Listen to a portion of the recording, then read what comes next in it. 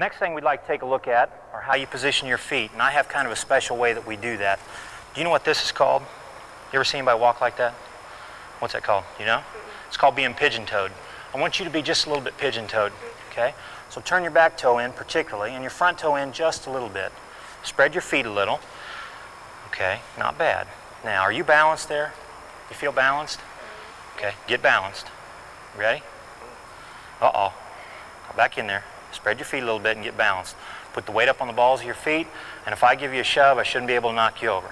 That's good. We prefer a parallel stance. See how your feet are in a straight line? I don't like it when your foot's too far back here or when your foot's too far up here.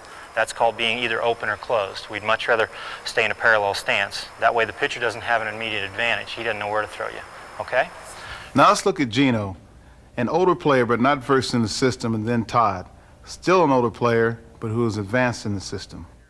This is where it all begins, right here on the feet. Gino, do you feel balanced right now? Pretty much, yeah.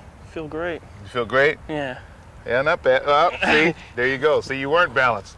So what I want the weight on the balls of your feet, similar to a basketball stance, to a linebacker stance, to a tennis player stance, okay? And I want the weight on the balls of your feet. I want to be able to see underneath this slightly. Okay, yeah, like this on both sides. Okay, now you feel balanced. You feel a flex in your knees? Right. Okay, I want you slightly pigeon-toed so that you can have a better sense of balance. Okay, move this out this way a little bit and move this out. There you go. Okay. Now you're extremely balanced with your center of gravity coming up into your midsection right here. All right? Not only that, now I want you to look at the picture, but I want you to look at him with both eyes. There you go. See, now you're looking at him with both eyes. Okay, now I want you to get into your stance, a regular stance. There you go. There are three basic stances. There's a parallel stance, which you see Gino's in right now. This is the one that I prefer for the younger hitter, the parallel stance. There's also the open stance, which means that your front foot is slightly open towards third base if you're a right-hand hitter, towards first base if you're a left-hand hitter. Then there's also the closed stance. The closed stance is where you're slightly closed with this foot closer to the plate than your back foot.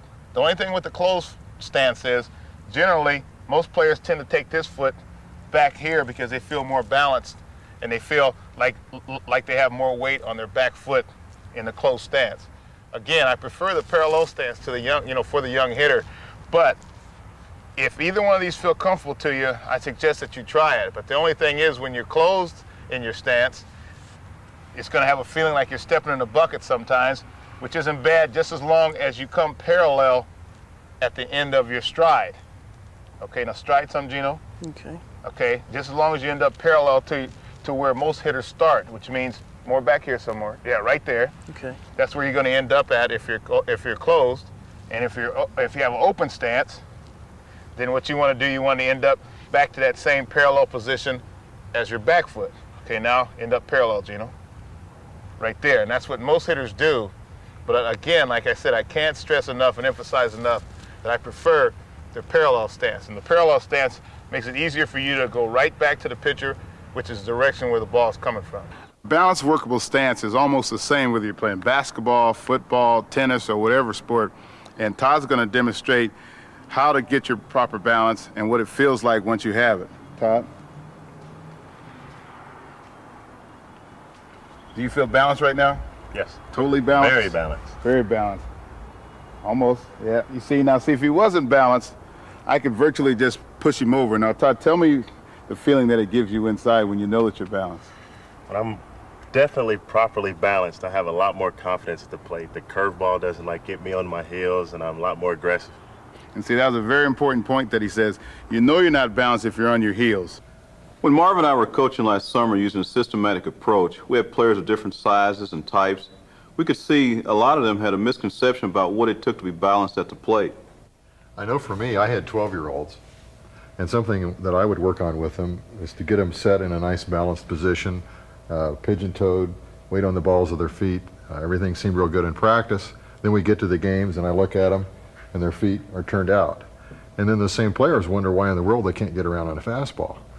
Did anything like that ever happen with you? One of the problems I had with a young child was that he would be in the box and he would rock forward and backwards, but he said he had good balance, but it was just going in the wrong direction. So that was my horror story for the summer.